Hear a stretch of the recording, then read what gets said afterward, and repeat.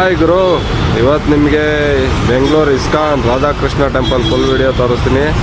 ಎಷ್ಟಾಗುತ್ತೋ ಅಷ್ಟು video full ತೋರಿಸ್ತೀನಿ, ಕೊನೆವರೆಗೂ ನೋಡಿ.